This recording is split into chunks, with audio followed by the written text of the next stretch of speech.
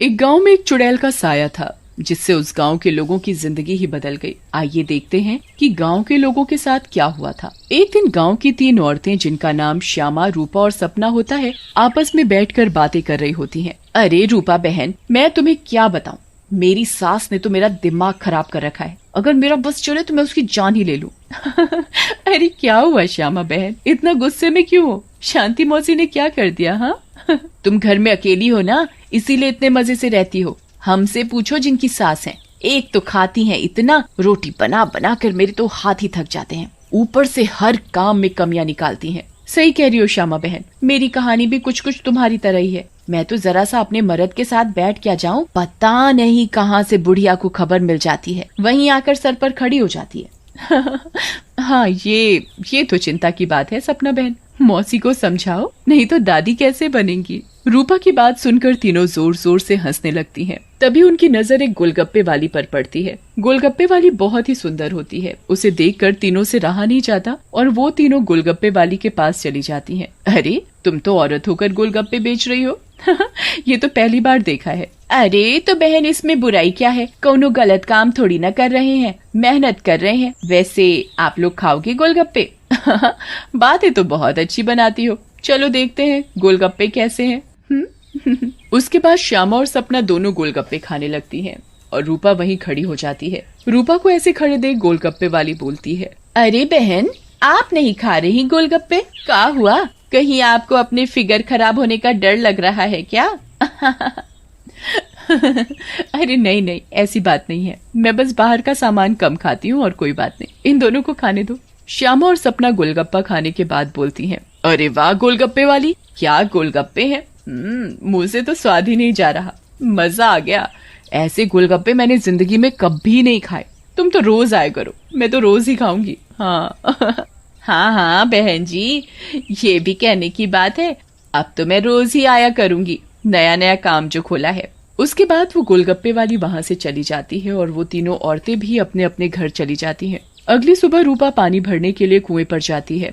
वहाँ औरतें आपस में बातें कर रही होती हैं। अरे रूपा बहन, पता है तुम्हें श्यामा और सपना कहाँ है? कहाँ है मतलब? अरे अपने घर पर होंगी और कहाँ? आहा, अरे नहीं रूपा बहन, वो दोनों अपने घरों से गायब हैं। कोई कह रहा था कि उनका चक्कर चल रहा था मर्दों के साथ और उन्हीं के साथ घर छोड़कर भाग गई हैं। बेचारे उन दोनों के पति। रूपा को ये बात सुनकर बहुत गुस्सा आता है और वो बोलती है, तुम्हें शर्म आनी चाहिए, औरत होकर औरतों के बारे में ऐसी बातें करते हो। ऐसा कहकर रूपा वहाँ से चली जाती है। शाम को वही गोलगप्पे वाली गांव में फिर से आती है। चीनू और टीनू नाम के 2 मंचुले उसे देखकर बोलते हैं, अबे टीनू, वो देख क्या लड़की है, एकदम एक नंबर, ये तो तेरी भाभी बनने लायक है बीड़ू। सही कह रहा है चीनू, लेकिन इसमें थोड़ा गलती होने का, ये अपन की नहीं, तेरी भाभी बनने लायक है, समझा क्या? फिर वो दोनों गोलगप्पे वाली के पास जाते हैं और बोलते हैं, ए गोलगप्पे वाली, क्या गोलगप्पे खिलाएगी हम दोनों को? आप दोनों भी कैसी बातें करते हैं, ये गोलगप्पे क्या मैंने पानी भरकर होली में मारने के लिए रखे हैं? आप बहुत मजाक किया हो मेरी तरह। वैसे क्या नाम है आपका? नाम में क्या रखा है साहब, आप गोलगप्पे खाइए ना, अगली बार आऊंगी तो नाम भी पता चल जाएगा। फिर चीनू और टीनू गोलगप्पे खाने लगते हैं।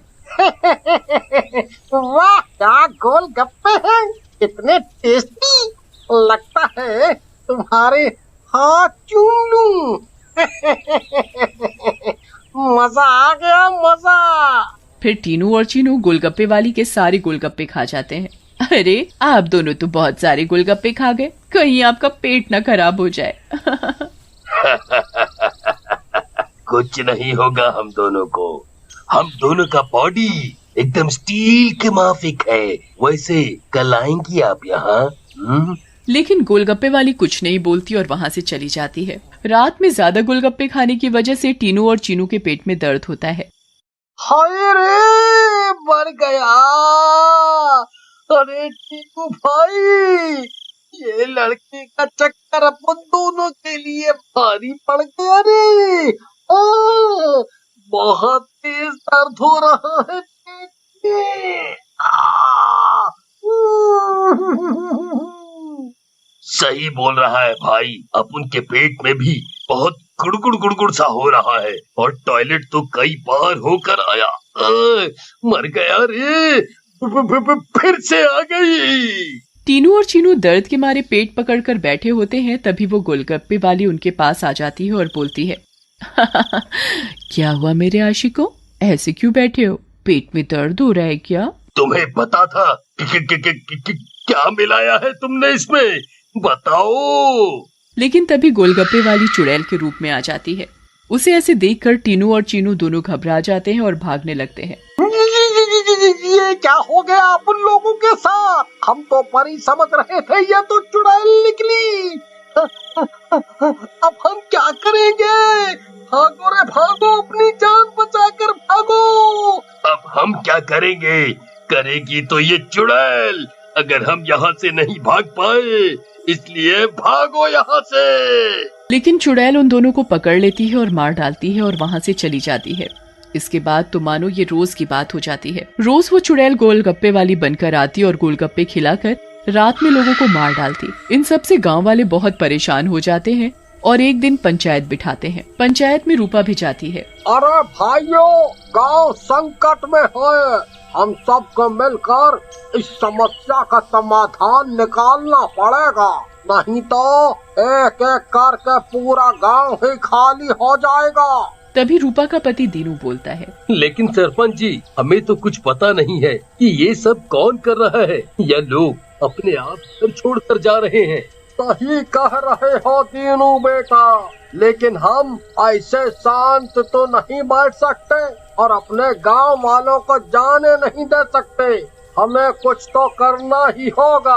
हाँ। फिर पंचायत में कोई भी फैसला न निकलने पर सभी गांव वाले अपने अपने घर चले जाते हैं। उसी दिन दोपहर में चुड़ैल फिर से गोलगप्पे वाली का भेष बदल कर गाँव में आती है।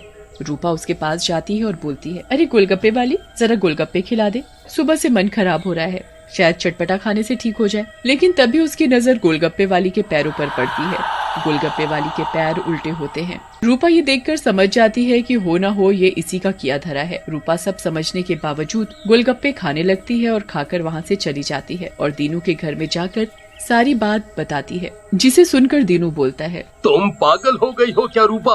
अगर उस गोलगप्पे वाली पर तुम्हें शक था तो तुमने गोलगप्पे क्यों खाए और अपनी जान जोखिम में क्यों डाली? मैंने अपनी जान जोखिम में नहीं डाली, तुमने एक बात पर ध्यान नहीं दिया।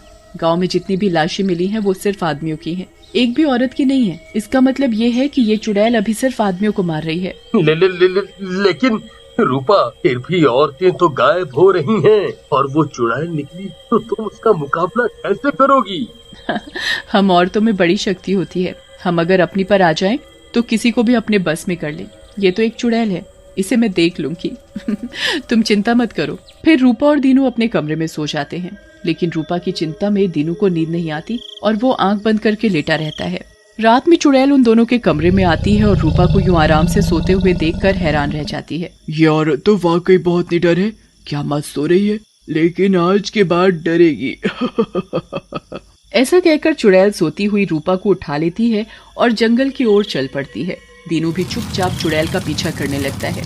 चुड़ैल एक गुफा के सामने पहुंचकर रुक जाती है और गुफा को खोलती है। खुल जा सिमसिम। गुफा का दरवाजा खुल जाता है और चुड़ैल अंदर चली जाती है। दीनू भी चुपके से उनके पीछे पीछे अंदर चला जाता है। अंदर जाकर चुड़ैल रूपा को एक अंधेरे कमरे में ले जाती है और रोशनी करती है। जैसे ही वहाँ रोशनी होती है, गांव की बाकी औरतें भी रूपा को दिखाई देती हैं। श्यामा और सपना भी वहाँ होती है। अरे चुड़ैल, ये सब क्या है? गांव की औरतें, तुम ये क्या कर रही हो?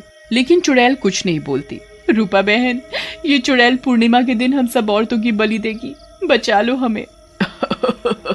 ये बचाएगी तुम्हें। इसकी जान तो खुद खतरे में है। तभी वहाँ दीनू आ जाता है और बोलता है, रूपा की नहीं चुड़ैल, बल्कि तू खतरे में है। दीनू सब औरतों को जलती मशाल दे देता है। चुड़ैल, तूने हमको और गांव वालों को बहुत परेशान किया है, गोलगप्पों की कसम तुझे छोड़ेंगे नहीं। ऐसा कहकर औरतें चुड़ैल के ऊपर मशाल डाल देती हैं और चुड़ैल जलने लगती है। मुझे जाने दो, छोड़ दो। लेकिन चुड़ैल थोड़ी ही देर में जलकर भस्म हो जाती है।